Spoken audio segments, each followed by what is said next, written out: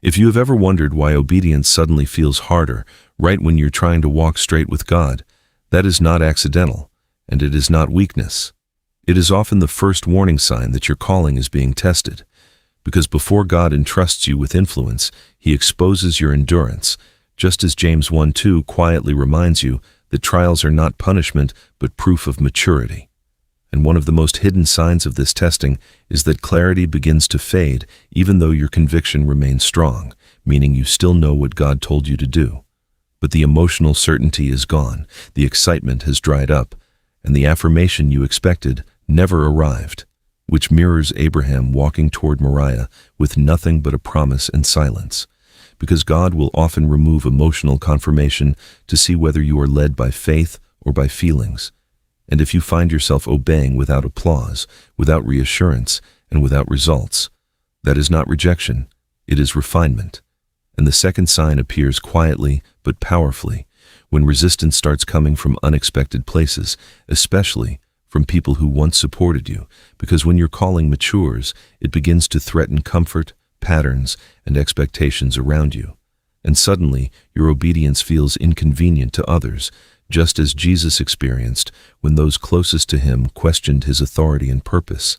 And this resistance is not random opposition, but a test of loyalty. Because God wants to know whether you will still move forward when encouragement turns into doubt, when affirmation turns into silence, and when familiarity turns into criticism, which is why Galatians 1:10 matters more in this season than ever, because you cannot fulfill a divine assignment while seeking human approval. And if you notice that the more serious you become about what God has placed on your heart, the more misunderstood you feel, you're not losing your way, you're being separated.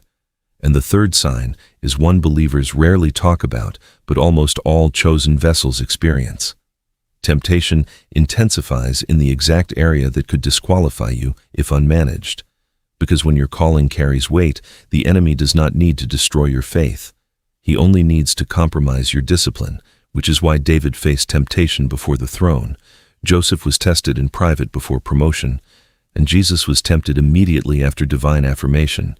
And if you are noticing stronger internal battles, recurring weaknesses resurfacing, or pressure to take shortcuts, that is not because you are failing, it is because the calling demands greater integrity.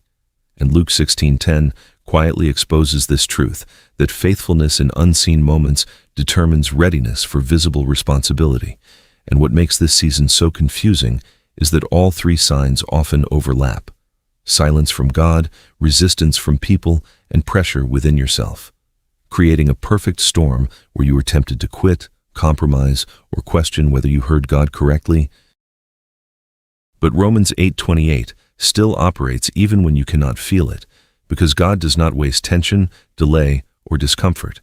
And if you are paying attention, there is a fourth underlying indicator tying all of this together, which is that your comfort is being stripped while your character is being built.